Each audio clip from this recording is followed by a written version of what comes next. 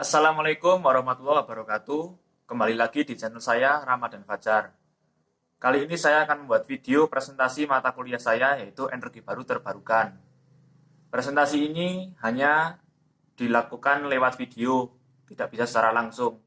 Karena adanya wabah COVID-19 ini, sehingga perkuliahan dilakukan secara daring, tidak bisa dilakukan secara tatap muka.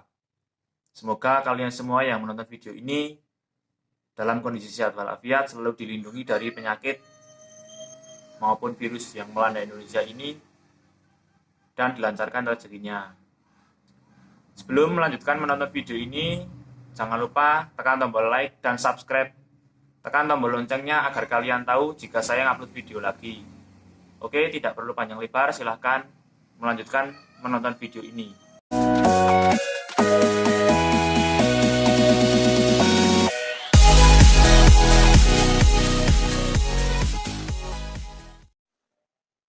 Oke, kali ini saya akan mempresentasikan energi baru dan terbarukan mengenai energi nuklir di Indonesia. Pokok pembahasannya meliputi potensi energi nuklir di Indonesia, mekanisme kerja atau produksi energinya, performa teknologinya, potensi aplikasinya di Indonesia.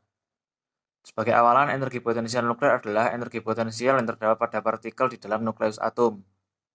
Partikel nuklir seperti proton dan neutron tidak terpecah di dalam proses reaktivasi atau pemisah dan fusi atau penggabungan. Tetapi kumpulan dari mereka memiliki massa lebih rendah daripada jika mereka berada dalam posisi terpisah atau sendiri-sendiri. Adanya perbedaan massa ini dibebaskan dalam bentuk panas dan radiasi di reaksi nuklir. Energi matahari adalah salah satu contoh konversi energi ini. Di matahari, proses fusi hidrogen mengubah 4 miliar ton materi surya per detik menjadi energi elektromagnetik yang kemudian diradiasikan ke luar angkasa. Poin pertama, potensi energi nuklir di Indonesia. Energi yang diperoleh dari reaksi nuklir cukup besar. Pemanfaatan energi nuklir ini dapat memberikan dampak yang luar biasa jika digunakan di Indonesia. Ada beberapa negara yang telah membangun pembangkit listrik ini, yaitu Jepang, Prancis, dan Korea. Umumnya negara yang menggunakan energi ini adalah negara yang ketersediaan bahan bakar fosilnya tipis, sedangkan di Indonesia bahan bakar fosil masih melimpah. Seiring berjalannya waktu, energi yang ada di Indonesia akan berkurang dan harus memiliki sumber alternatif agar kebutuhan energi terpenuhi. Meskipun energi nuklir dapat menghasilkan listrik dengan daya yang besar, tetapi dampak negatif yang ditimbulkan juga cukup besar. Pada PLTN, reaksi fisi bahan bakar uranium di dalam reaktor akan menghasilkan energi panas. Kemudian air di dalam sistem pembangkit listrik mendidih. Uap air yang mendidih direkayasa sehingga energi kinetiknya dapat digunakan untuk memutar turbin dan menghasilkan listrik untuk diteruskan ke jaringan transmisi. Keuntungan PLTN dibandingkan dengan pembangkit listrik daya utama lainnya adalah tidak menghasilkan emisi gas rumah kaca selama operasi normal. Gas rumah kaca hanya dikeluarkan ketika generator diesel darurat dinyalakan dan hanya sedikit menghasilkan gas. Selain itu, PLTN sedikit menghasilkan limbah padat. Biaya bahan baku rendah dan ketersediaannya melimpah terutama di wilayah Kalimantan Barat. Sementara itu, beberapa hal yang menjadi kekurangan PLTN yaitu tingginya risiko kecelakaan dan limbah radioaktif tingkat tinggi yang dihasilkan dapat bertahan hingga ribuan tahun. Ketidaksetujuan masyarakat akan dampak berbahaya bagi kehidupan mereka, khususnya radiasi nuklir tersebut dapat menjadi penyebab teratogenik, karsinogenik, dan mutagenik.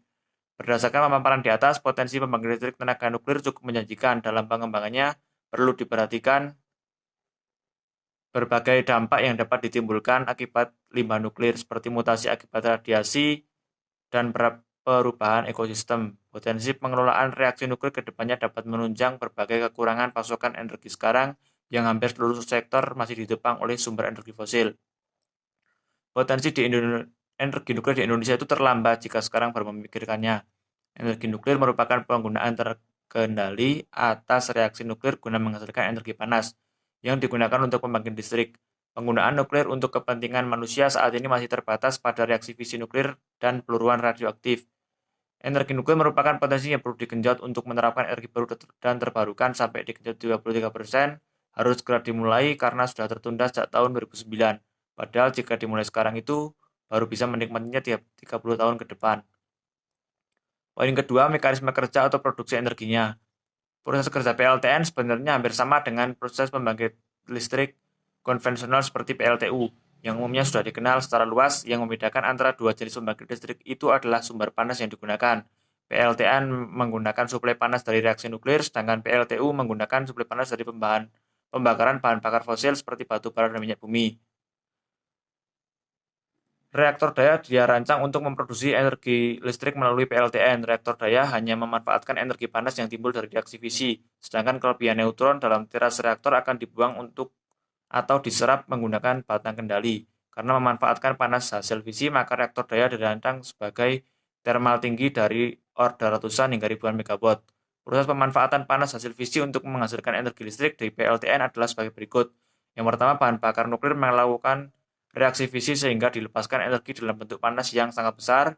Kedua, panas hasil reaksi nuklir tersebut dimanfaatkan untuk menguapkan air dingin, bisa pendingin primer maupun sekunder tergantung pada tipe reaktor nuklir yang digunakan.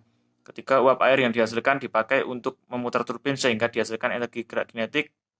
Terakhir, energi kinetik dari turbin ini selanjutnya dipakai untuk memutarkan generator sehingga dihasilkan arus listrik. Ini merupakan gambar PLTU dan PLTN. Perbedaannya, dari PLTU itu batu bara, minyak bumi sebagai sumbernya, kemudian memanaskan air, menghasilkan uap air, kemudian memutarkan turbin, turbin memutarkan generator, menghasilkan listrik. Yang PLTN dari reaksi fisi uranium, memanaskan air, kemudian menghasilkan uap air, memutar turbin, turbin memutar generator, dan menghasilkan trafo. Perbedaannya adalah sumber panasnya. Jika PLTU batu bara, minyak bumi, gas alam, jika PLTN reaksi fisi uranium. Kemudian poin ketiga, performa teknologinya. Indonesia dalam hal ini Batan telah menguasai teknologi pengolahan pemisahan uranium dan thorium terutama dari monasit hasil aktivitas pertambangan timah di Bangka sehingga didapatkan logam tanah jarang oksida yang mempunyai nilai ekonomis tinggi. Logam tanah jarang sangat dibutuhkan sebagai magnet untuk industri elektronik dan mesin. Kegiatan penelitian dan pengembangan pada eksplorasi penambangan dan pengolahan uranium dan thorium merupakan bagian dukungan program PLTN di Indonesia untuk memenuhi kebutuhan listrik. Berdasarkan statistik 2013, kapasitas pembangkit listrik hanya 47 gigawatt yang menghasilkan 17 miliar kWh untuk melayani 250 juta penduduk Indonesia. Berdasarkan kebijakan energi nasional 2014, kebutuhan listrik tersebut pada tahun 2025 akan meningkat menjadi 115 gigawatt. Sehingga walaupun energi baru lainnya seperti solar, mikrohidro, angin, panas bumi telah dioptimalkan, penggunaan energi nuklir tidak dapat dihindari. Poin keempat adalah potensi aplikasinya di Indonesia. Ya, kebanyakan ada di poin pertama sudah ada, kemudian pertimbangan energi nuklir menjadi pilihan terakhir. Pertama, karena pembangunan PLTN di Indonesia berisiko tinggi sebab negara ini berada di area Ring of the Fire atau cincin api yang dikelilingi gunung aktif. Alasan kedua, pembangunan PLTN di Indonesia mahal karena berada di area gempa. Selain itu, pembangunannya juga menggunakan teknologi asing dan mengimpor uranium. Hal ini bisa menyebabkan ketergantungan terhadap negara lain. Terima kasih, sekian presentasi saya. Kurang lebihnya mohon maaf. Assalamualaikum warahmatullahi wabarakatuh.